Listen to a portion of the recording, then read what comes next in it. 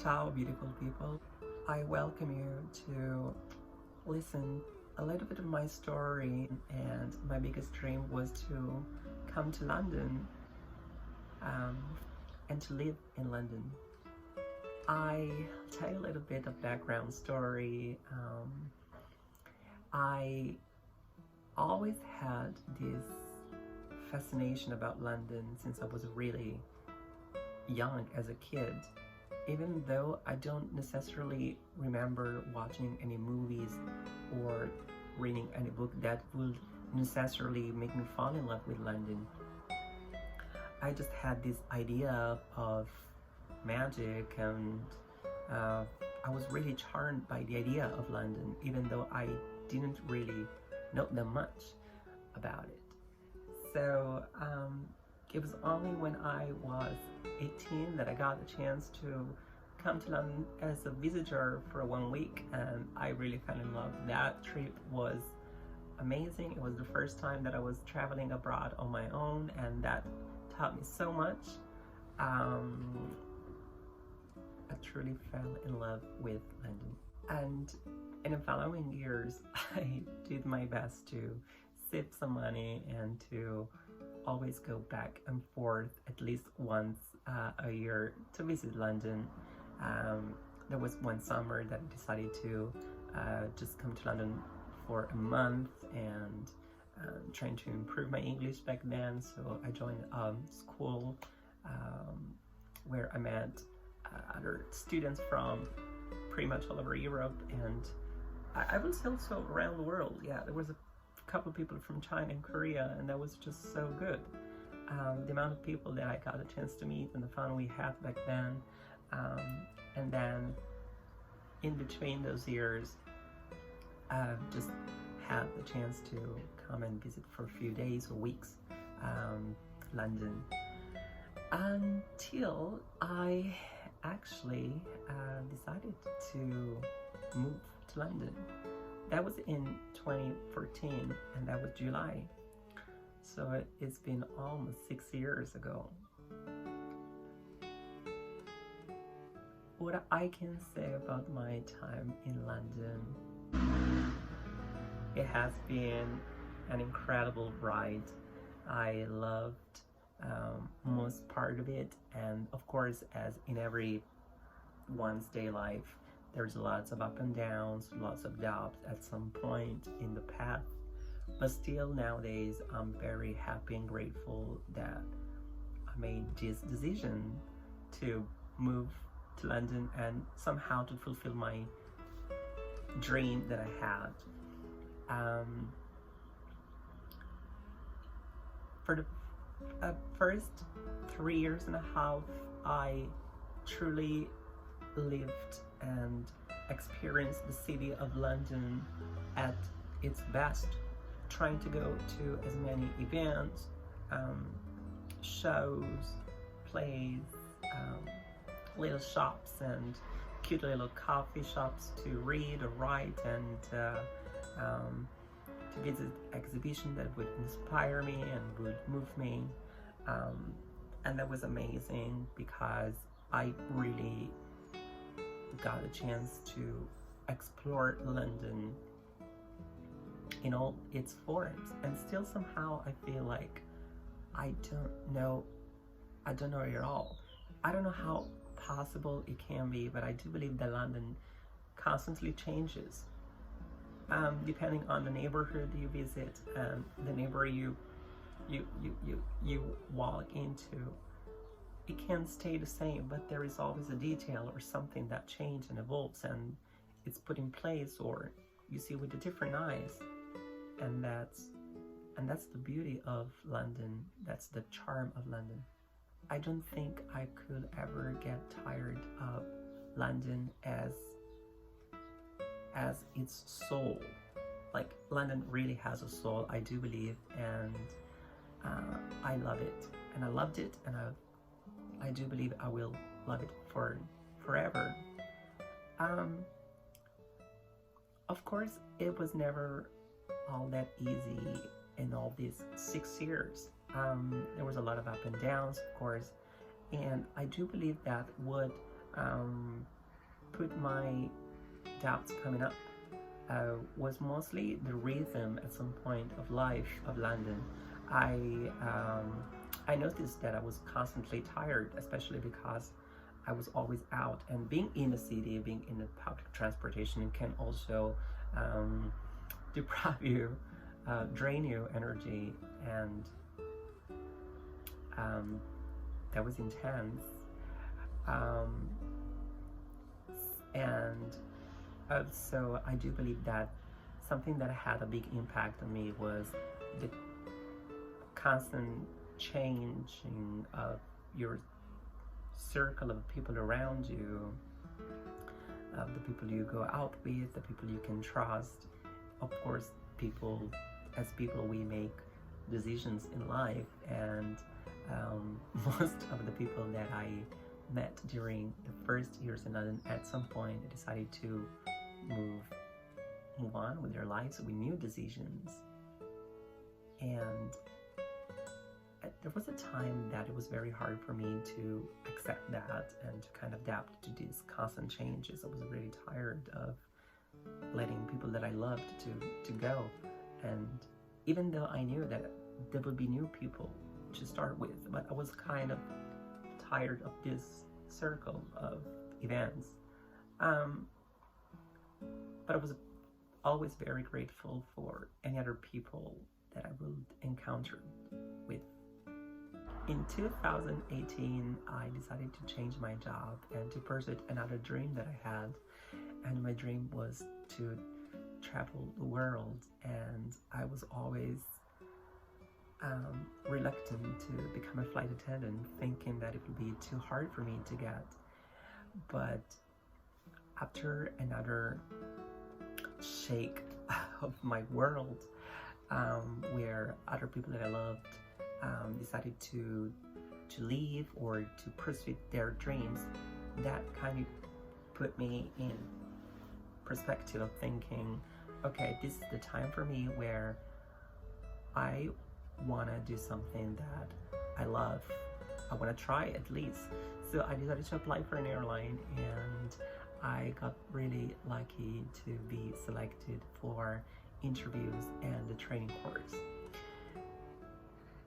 This job role, as a flight attendant, of course, it will take place in one of the London airports, and the designated airport for me, the base, will be Gatwick Airport.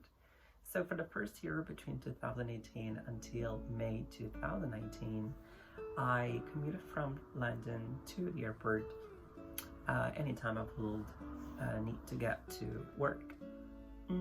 During that year, I realized that it was such a big cost for me, and that led me to the decision to move away from central London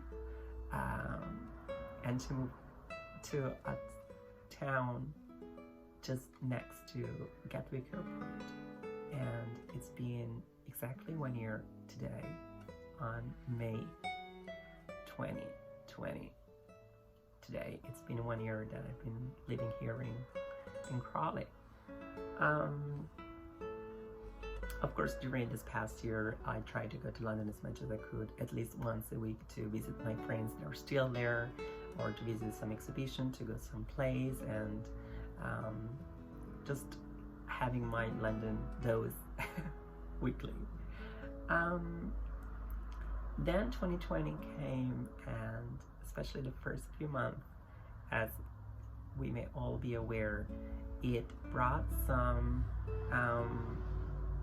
turbulence in our life, and so my job has been put at pause, so I'm on a break for a while, and I've been living in lockdown since a couple of months now, and there has been a lot of up and downs, as usually in these lockdowns, moments where I will feel super creative. I will get back to my regular living pattern, and I would get to know my flatmates so much better than before. I will be able to write a lot more, to be creative, but also there were a few days when fears and doubts of the future would just overwhelm my mind, so it would not be too easy to be positive on those days, on those moments. And all of this twirl of events and emotions have led me to ask myself, what do I want to do next? And the answer is just still very unclear. But I've been thinking a lot to eventually go back to my home country, even though the idea would excite me, then there is my usual doubts and fears, like, yes, but what if something goes wrong? Or I do believe that my own doubt is not even, but what if something goes wrong? My own fear now is, do you really want to do that? Do you really want to move to Italy? Are you sure about that? Because I'm very insecure of what I do. I at the same time, I can think of 3 more choices. I'd love to move to Cornwall. Just let's close this flying chapter and let's move to Cornwall, in a little town by the sea, and I will work in a coffee shop. But then the next hour I will be able to say, oh yeah, but I wouldn't mind to spend a couple of months during summer in my hometown and moving to Florence and eventually starting there. But then by the evening I will be, oh Miracle, but you always had idea of moving to Spain. So in the end, I am always at the same spot where I started my whole conversation in my mind. So what's the plan for the future? I really don't know. I really do feel like I want to go back to my home town, Naples, Napoli, for a while, just to recharge and to see my family again, to spend some time with them, especially take advantage of this moment in the world where everything is still, so I don't actually lose any time or waste any time to to take some time to go back.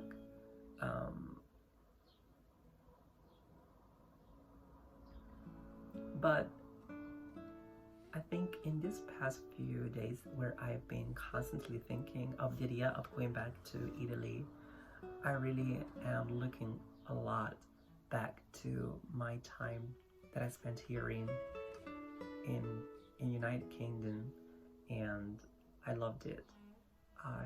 Despite everything, I really loved it.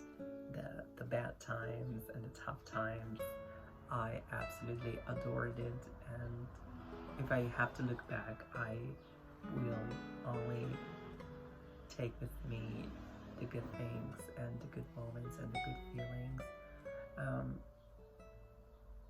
The person that I have become has grown a lot while here in London. 6 years is not 6 years. It is a lot of time in a lifetime, and definitely slowly, bit by bit, I got a chance to grow and to learn a little bit more about myself, and it's something that I want to be grateful. And one of my closest friends, she told me yesterday that in life it's worth to take the risk, and